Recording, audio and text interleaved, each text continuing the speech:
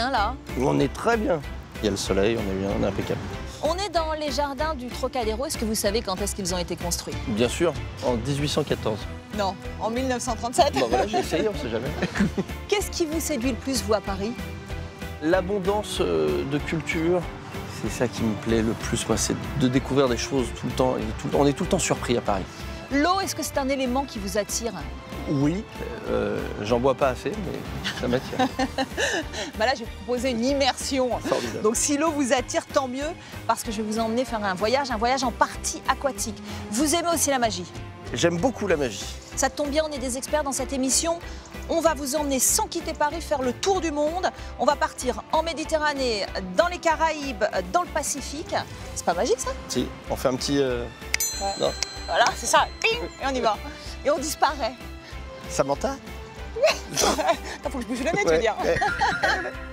Aujourd'hui, vous allez même pouvoir caresser les poissons. Je suis sûre que c'est un truc que vous n'avez pas encore fait. Ah si, j'adore ça. C'est vrai? Ah ben ça, je fais ça tous les week-ends. Tous les week-ends. On va aussi se promener dans un jardin cosmique au Japon. Ouais. Le Japon, ça vous attire? Ah oui, beaucoup. Beaucoup. J'aime beaucoup la culture japonaise, j'aime la bouffe japonaise. Je parle beaucoup de culture et de bouffe. Hein. C'est ça un truc qui revient souvent chez moi. Bon, est-ce que vous êtes prêt à perdre tous vos repères? Complètement. J'ai pas pris mon maillot de bain, mais C'est pas grave, vous irez tout nu. avec plaisir. Bonjour Arthur Junio. Mais bonjour. Comédien, metteur en scène, fou de magie. On est ravis de vous recevoir dans le Paris des Arts. Vous allez bien sûr nous parler de vos passions multiples, mais avant, on va aller visiter ensemble cet aquarium de Paris qui met à l'honneur cette année le Japon. C'est parti. Allez. Allez, gâteau.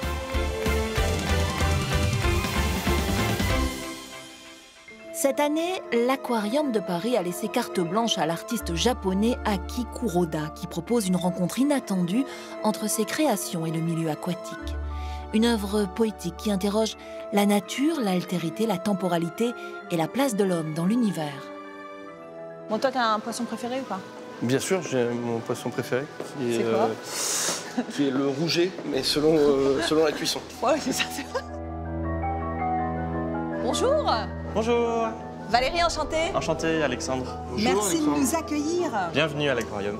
Avant de parler des installations d'Aki Kuroda, j'aimerais qu'on parle un petit peu de cet aquarium fabuleux qui abrite combien d'espèces?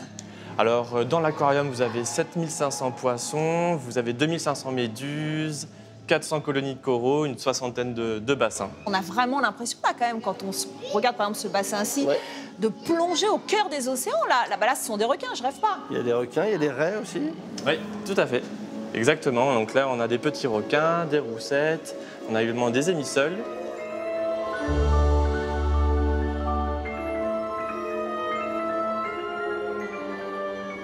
Et voilà, je ne t'avais pas menti, tu vas pouvoir caresser le poisson. Ouais, mais je suis très déçu parce que la baignade est interdite. Ah oui, non, tu peux pas te baigner, tu caresses seulement. Ah, dis donc, c'est tout doux.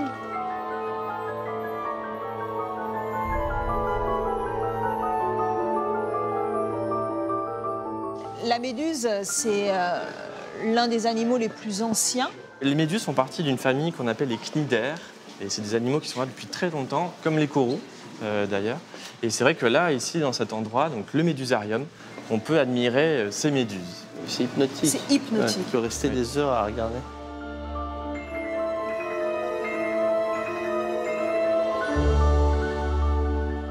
Et ça pique très fort. Alors oui, alors...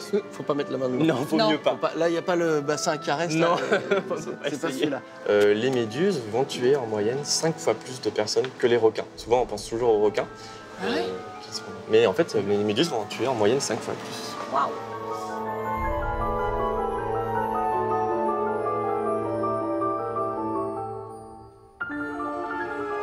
Tous les ans, depuis 5 ans, vous laissez carte blanche à un artiste pour investir les lieux et j'imagine que la rencontre entre l'art et la science, ça ouvre des questionnements. Et aussi pour l'artiste, c'est vraiment un challenge de pouvoir aussi venir dans cet endroit qui n'est pas vraiment un endroit adapté, on va dire, à l'art contemporain. Mais lui aussi, il va être dans le questionnement. Donc ici, donc toute son œuvre, il a appelé Aqua City. Parce que c'est vrai que Aki Kuroda, bon, voilà, ce qui l'inspire, c'est surtout les villes, un peu la mythologie également. Les souterrains. Voilà, tout à fait. Et là, donc, pour cette installation-là, il a appelé la sirène.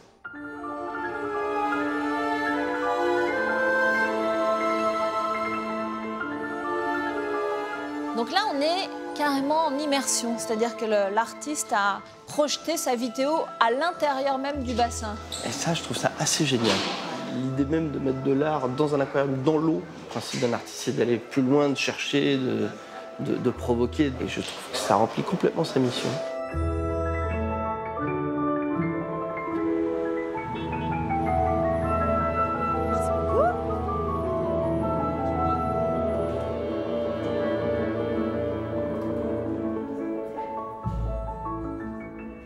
Arthur, on débute cet entretien par le théâtre, parce que le théâtre, vous l'avez dans la peau, vous jouez, vous mettez en scène, vous êtes seul sur scène également. La dernière fois que vous avez foulé les planches, c'est dans Moi, Papa, les affres de la paternité. Est-ce que c'était une évidence ? Je crois. Je crois que c'était une évidence. En tout cas, quand j'ai lu le texte que m'avait proposé Dominique Deschamps, qu'il avait adapté, j'ai lu et je me suis dit, c'est drôle, c'est émouvant. Ça pourrait être moi. J'avais vraiment l'impression qu'on l'avait écrit pour moi. Mais vous n'avez pas le droit. Non, les 3 premiers mois, c'est interdit par la loi. Je sais pas qui a voté ça, mais c'est la loi. On est d'accord. Les femmes enceintes ont un vrai problème avec la nourriture. Ah si, excusez-moi. Est-ce que le poisson cru a bien été cuit ? Moi, Papa a été joué au Splendide, dans cette même salle. En 1981, un autre Junio, Gérard, votre père, qui est l'un des acteurs les plus populaires en France, parle également de paternité. On va le prendre dans les bras, on va le prendre, voilà. Ah, il a vomi.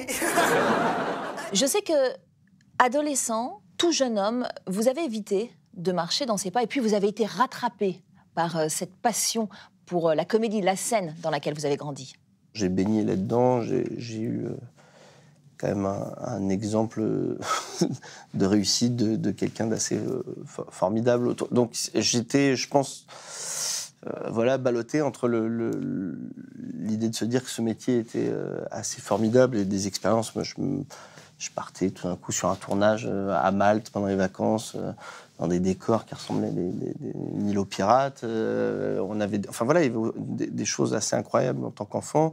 Et en même temps, dans un restaurant, il fallait se mettre au fond si on était emmerdé. Et en grandissant, je me suis avoué à moi-même que j'avais envie de faire ça.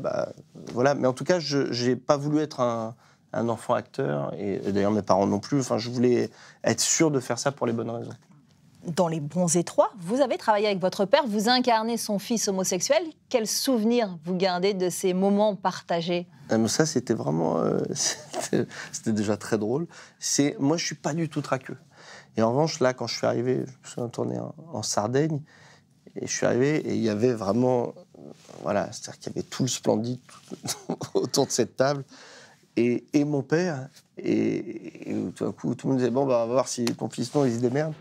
Papa, j'ai essayé plusieurs fois de te faire comprendre, mais t'as jamais voulu m'entendre. Donc je profite de cette réunion presque familiale pour t'annoncer que la personne avec laquelle je vais vivre et que j'aime depuis plus de 2 ans, c'est Guy. Et au premier moteur action, il y a eu un fou rire d'eux et c'est parti. Et on a mis, je sais pas, une journée à faire une séquence que normalement on tourne en 2 heures. Parce qu'il riait. Et en fait, le Splendide, il se voit pas beaucoup, mais quand il se retrouve, ça part tout de suite très vite. Je sais pas très bien ce qu'elle fait avec le coiffeur à moumoute, mais j'ai pas dit mon dernier mot. Hein. À l'amitié. À l'amitié. À l'amitié. Je vous ai entendu dire un jour que vous préfériez être choisi au théâtre plutôt que 114e au cinéma par défaut. Ouais. Au théâtre, vous avez eu de grands rôles. Quel est le costume ou les costumes peut-être que vous avez préféré enfiler ? En fait, il y a plein de rôles qui m'ont plu. Et au-delà des rôles, c'est des expériences. J'ai plusieurs rôles qui m'ont marqué. J'avais fait Chat en poche. J'avais été nommé au Molière en 2009. Ensuite, il y a eu Adelie du Délit, où c'était à la Michaudière, où j'étais en rôle principal, qu'on a tenu l'affiche pendant 1 an, et c'était assez génial, et je m'amusais comme un fou. Il y a eu La Dame Blanche, que Sébastien Azzopardi a mis en scène, au Palais Royal, là pareil. C'est-à-dire c'était un spectacle concept, on faisait peur aux gens, en même temps il y avait un thriller, il y avait 20 tableaux, 10 décors. Il y avait de la magie sur scène aussi. Enfin, j'ai des rendez-vous tous les 2 ans, 2-3 ans, où tout d'un coup, c'est quelque chose de fort et important. La mise en scène, elle est arrivée finalement assez tôt dans votre parcours. Je ne vais citer que quelques-unes de vos pièces. Une semaine pas plus, Des pieds et des mains, À gauche en sortant de l'ascenseur, Où est Jean-Louis? C'est évidemment une autre énergie de diriger des acteurs. Quelle est la recette? Quelle est la méthode? La signature peut-être, Arthur Jugnot? En tout cas, ça a été une envie, mais même avant la comédie. Aujourd'hui, j'ai la chance de choisir mes rôles, mais au début, pas du tout. Donc, on produit, on met en scène aussi pour se distribuer dans des beaux rôles. Après, moi, je crois que je suis un metteur en scène qui m'appuie beaucoup sur les acteurs. J'adore ça. Et je travaille beaucoup avec eux, je change beaucoup de choses, je veux des propositions. Je ne suis pas un chef d'orchestre. En tout cas, je crois que je le suis de moins en moins. Avant, je disais, voilà, il faut faire ça comme ça, l'intonation. Et puis, au fur et à mesure, je préfère me servir de ce que sont les acteurs pour modeler des choses. On parle de la magie, bien sûr, c'est une passion depuis toujours, depuis aussi ce spectacle Tout est écrit que vous avez mis en scène aux Folies Bergères et qui a tourné pendant des années. Ça a été un vrai succès, ça. Ouais, ça a été un gros succès et notre premier succès de producteur aussi. On avait monté ça dans une petite salle qui s'appelait la Comédie de la Passerelle, qui n'existe plus, et qui était une salle de 60 places. Et le seul qui m'a donné sa chance, c'était Georges Terry, qui à l'époque était le directeur des Folies Bergères, et qui m'a dit, moi je trouve ça super. Génial. Et il se trouve que le spectacle a été un succès, donc ça a bien marché. Il y a eu une tournée dernière, une captation. Ce n'est pas dangereux, puisqu'il ne se passe rien. Si c'était dangereux, je pense qu'à la limite, le couteau, il rentrerait dans mon bras.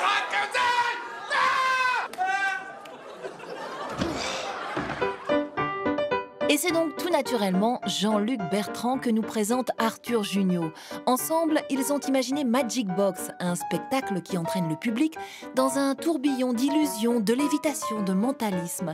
Et si l'irrationnel tenait dans une toute petite boîte? Bon, Jean-Luc, dans ce spectacle maintenant bien rodé, vous mélangez toutes les disciplines. J'imagine que c'est un parti pris. Oui, moi, en tant que magicien, je me sers de tout ce que je sais faire pour faire passer un bon moment aux gens. En tout cas, d'essayer de leur faire passer un bon moment. Vous avez appris où? En prison. Non, en prison. En prison? Oui, non, je déconne. J'ai commencé à travailler au pourboire dans des restaurants à l'étranger. Et voilà, et c'est comme ça que j'ai gagné ma vie pendant 2 ans. Et puis, il faut vraiment être percutant. Et donc, c'est une magie que j'ai développée. Et on a, avec Arthur, transposé ça cette énergie du close-up à la salle. Et donc, tout le monde participe. Voilà, c'est un spectacle très interactif. Donc, j'imagine que chaque soir, c'est un spectacle différent. Exactement. Parce qu'en plus, le concept du show, c'est qu'on a un bon début, une fin de dingue. Le reste du show n'existe pas vraiment. Donc, on a une boîte et on va demander aux gens de choisir des objets. Et c'est eux qui vont imaginer les objets. Et avec ce qu'ils vont dire, on va faire le spectacle. Mais comment vous êtes rencontrés alors, tous les deux? En prison. En prison? Vous étiez camarades de cellule? Très bonne vanne. C'était un copain qui nous a présentés et il a fait toutes ces petites choses qu'il va vous faire qui énervent et fascinent. Et je l'ai recontacté après, je lui ai dit, écoute, il faut qu'on travaille ensemble. La magie, c'est du rêve, mais c'est aussi de l'humour. Pour nous, c'est de l'humour. Et après, il y a des magiciens qui sont dans de la magie poétique, d'autres qui sont dans de la magie impressionnante ou de la grande illusion, et d'autres qui font de l'humour. Tiens, regarde, c'est un tour du spectacle. Prends le dé. Tu vas prendre le dé, tu la mets dans ta petite main bien à plat comme ça. On met le dé sur le chiffre 6, face vers le haut, et tu mets ta main par-dessus. OK? Ça, c'est ton job. Je me retourne, tu vas prendre le dé et mets le chiffre que tu préfères face vers le haut. D'accord. D'accord? Comme ça, je regarde pas. OK? Je me retourne. Ouais, c'est bon. OK, tu veux montrer à la caméra au cas où? OK, c'est bon? Ouais. Quand on demande à quelqu'un de ne pas mettre le chiffre 6, un réflexe simpliste, c'est de mettre le chiffre 1, mais c'est pas ce que tu as fait. Non. Ah bah si! T'as mis le chiffre 1? J'ai mis le chiffre 1. On va le refaire. Vas-y, change de dé, change de face. OK, mets-le bien à plat. Ouais. Mon but, ça va être de lire dans tes pensées. D'accord? À partir de maintenant, tu vas te dire non, et seulement non à toutes les questions que je te poserai. D'accord. T'as compris? J'ai compris. Non. Ah bien, voilà. Ça met du temps, hein? Ouais, c'était pas mon ton cerveau. D'accord. Tu passes un bon moment? Ouais, je passe un bon moment. Non, bah non. Bah non. OK, t'es contente de faire une interview avec Arthur Jugnot? Non. Est-ce que c'est le 1? Non. 2? Non. 3? Non. 4? Non. 5? Non. C'est le 5. Non. Si, tu peux lever la main, c'est le 5. Comment tu le sais? On va faire différemment. Lève la main, ne regarde pas, ne triche pas, OK? T'es prête? Regarde là-haut, triche pas. Je mets le dé sur une face, OK? Ouais. Je le montre à la caméra, tu regardes pas. Hein. D'accord, je regarde pas. C'est bon? Ouais. Je mets ça ici, comme ça. Mets ta main à plat par-dessus. Tu sens que tu as un dé. Ouais. Tu sais pas le chiffre que tu as. Non. Regarde-moi juste là, quand je vais claquer les doigts, tu vas dire le chiffre qui te passe par la tête. Ouais. T'es prête? Ouais. Maintenant. 2. Ça aurait été dingue. Et donc, les cartes, les dés, et ça s'enchaîne, ça s'enchaîne, ça Les cartes, s'enchaîne. les dés, vraiment, il y a tout dans le spectacle. Il y a du mentalisme, il y a de l'hypnose. Il y a un autre truc aussi qui arrive souvent, c'est ça. Merci. Et c'est l'heure à présent de soumettre Arthur au questionnaire des internautes.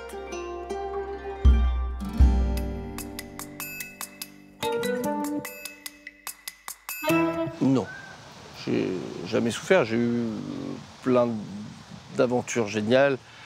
Professionnellement, ça m'a apporté plein de choses. Ça m'a aussi mis beaucoup plus de pression, mais c'est pas... souffrir est un grand mot.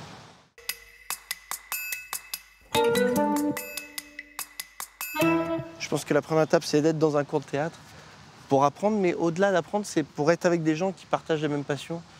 Et moi, j'ai fait les cours Périmonie et je sais qu'en 6 mois, j'avais trouvé des gens avec qui j'avais envie d'écrire des pièces, de les monter, des acteurs. On avait une espèce comme ça, d'énergie folle.